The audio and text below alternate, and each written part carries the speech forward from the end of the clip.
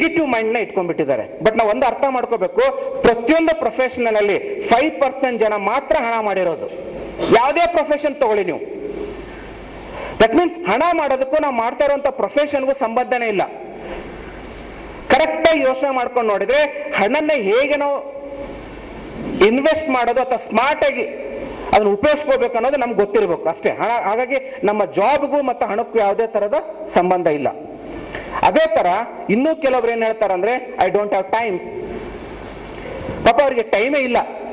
ಪ್ರಪಂಚದಲ್ಲಿ ಎಲ್ರಿಗೂ ಇರುವಷ್ಟು 24 ಗಂಟೆಗಳು ಇವ್ರಿಗೂ ಇದೆ. ಬಟ್ ಶ್ರೀಮಂತರಾದವ್ರಿಗೂ 24 ಅವರ್ಸ್ ಇದೆ, ಅವ್ರು ಹಣ ಮಾಡ್ತಾ ಇದ್ದಾರೆ. ಬಟ್ ಇವ್ರಿಗೆ ಏನಪ್ಪಾ ಅಂದ್ರೆ ಬೆಳಿಗ್ಗೆಯಿಂದ ಸಾಯಂಕಾಲ ತನಕ ಹಣ ಮಾಡಕ್ಕೆ, ಹಣದ ಬಗ್ಗೆ ಯೋಚನೆ ಮಾಡಕ್ಕೆ ಟೈಮ್ ಇಲ್ಲ, ಅಷ್ಟು ಬ್ಯುಸಿ ಇದ್ದಾರೆ. ಅವ್ರ ಹಣ ಮಾತ್ರ ಬರ್ತಾ ಇಲ್ಲ. ಇನ್ನೂ ಕೆಲವರು ಏನೇನ್ ರೀಸನ್ಗಳು ಕೊಡ್ತಾರಂದ್ರೆ my family tradition is bad. ಏನಂತಾರೆ ನೋಡಿ, ಹಣ ಮಾಡ್ಬೇಕಾದ್ರೆ ಈ ನಮ್ಮ ಗುಜರಾತಿಗಳು ಇರ್ತಾರಲ್ಲ, ಅವ್ರು ಹಣ ಮಾಡಕ್ ಚೆನ್ನಾಗಿರ್ತಾರೆ ಸರ್. ಯಾಕಂದ್ರೆ ಅವ್ರ ಬ್ಲಡ್ ಅಲ್ಲೇ ಸೇರ್ಕೊಂಡಿದೆ ಸರ್, ಅದು ಅವ್ರ ಫ್ಯಾಮಿಲಿಯಲ್ಲಿ ಅದಿದೆ ಸರ್. ಅದು ನಮ್ಗೆ ಯಾರಿಗೂ ಹಣ ಮಾಡಕ್ಕಾಗಲ್ಲ, ಯಾಕಂದ್ರೆ ನಮ್ಮ ಫ್ಯಾಮಿಲಿ ಟ್ರೆಡಿಷನ್ ಅಲ್ಲಿ ಯಾರು ಆತರ ಬಿಸ್ನೆಸ್ಸೇ ಮಾಡಿಲ್ಲ. ನಾವ್ ಏನೇ ಇದ್ರು ನಮ್ಮ ತಾತನ ಗೌರ್ಮೆಂಟ್ ಎಂಪ್ಲಾಯ್, ನಾನು ನಮ್ಮ ತಂದೆನ ಗೌರ್ಮೆಂಟ್ ಎಂಪ್ಲಾಯ್, ನಾನು ಗೌರ್ಮೆಂಟ್ ಎಂಪ್ಲಾಯ್. ಹಾಗಾಗಿ ನಮ್ಗೆ ಹಣ ಮಾಡಕ್ಕೆ ಆಗಲ್ಲ, ಏನೋ ಊಟಕ್ಕೆ ಬಟ್ಟೆಗೆ ಆಗುತ್ತೆ ಅಷ್ಟೇ. ನೋಡಿ, ಇವೆಲ್ಲ ಎಲ್ಲೋ ಒಂದ್ ಕಡೆ ನಮ್ಮ ಮೈಂಡ್ ಅಲ್ಲಿ ಸೇರ್ಕೊಂಡ್ಬಿಟ್ಟಿದೆ. ಇದು ಅನ್ಸುತ್ತೆ ನಮ್ಗೆಲ್ಲ ಇದೆ ಅಂತೀವಲ್ಲ ಮೈಂಡ್ ಅಲ್ಲಿ. Hello, okay. ಸೊ ಅದೇ ತರ ಇನ್ನೊಂದು ಇಂಪಾರ್ಟೆಂಟ್ ಇದೆ. ಏನು ಅಂತಂದ್ರೆ ನೋಡಿ ಸರ್, ಒಂದು 15-20 ವರ್ಷ ಮುಂಚೆ ಎಲ್ಲ ಬೆಲೆಗಳು ಕಡಿಮೆ ಇದ್ದು.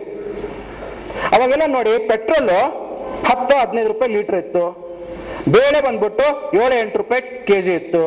ಕರೆಕ್ಟ್ ಅಲ್ವಾ? ಎಲ್ಲ ಚೀಪ್ ಆಗಿತ್ತು ಸರ್. ಹಾಗಾಗಿ ಅವಾಗ ಏನೋ ಮಾಡ್ಬೋದು. ಇವಾಗ ಎಲ್ಲ ಸಿಕ್ಕಾಪಟ್ಟೆ ಮೇಲೆ ಹೋಗ್ಬಿಟ್ಟಿದೆ. ಅದಕ್ಕೇನೋ ಅಂತಾರ ಇನ್ಫ್ಲೇಷನ್ ಅಂತ. ಈ ಇನ್ಫ್ಲೇಷನ್ ಬಂದಿರೋದ್ರಿಂದ ಎಷ್ಟು ಹಣ ಸಂಪಾದನೆ ಮಾಡಿದ್ರೆ ನಮ್ಗೆ ಉಳ್ಸಕ್ ಆಗ್ತಾ ಇಲ್ಲ.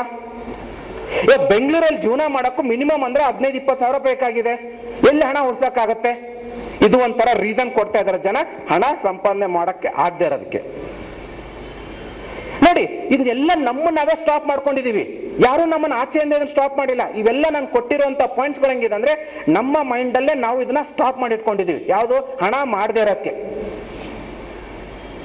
ಸೊ ಮೊಟ್ಟ ಮೊದಲನೇದಾಗಿ ಈ ನೆಗೆಟಿವ್ಗಳನ್ನ ತೆಗೆದಾಕ್ಬಿಟ್ಟು ಕೆಲವೊಂದು ಪಾಸಿಟಿವ್ ಪ್ರೊಸೆಸ್ಗಳನ್ನ ನಮ್ಮ ಮೈಂಡಲ್ಲಿ ಹಾಕೋಬೇಕಾಗತ್ತೆ. ಯಾಕಂದ್ರೆ ಎಲ್ಲಿವರೆಗೆ ನೆಗೆಟಿವ್ಗಳನ್ನ ತೆಗೆದಾಕಲ್ವೋ ಅಲ್ಲಿವರೆಗೆ ಪಾಸಿಟಿವ್ ಹಾಕಕ್ಕಾಗಲ್ಲ. ಸೊ ನೆಗೆಟಿವ್ ಯಾವ್ದಾದ್ರು ಅಂತ ಗೊತ್ತಾಯ್ತು ನಮ್ಗೆ, ಕರೆಕ್ಟ್ ಅಲ್ವಾ?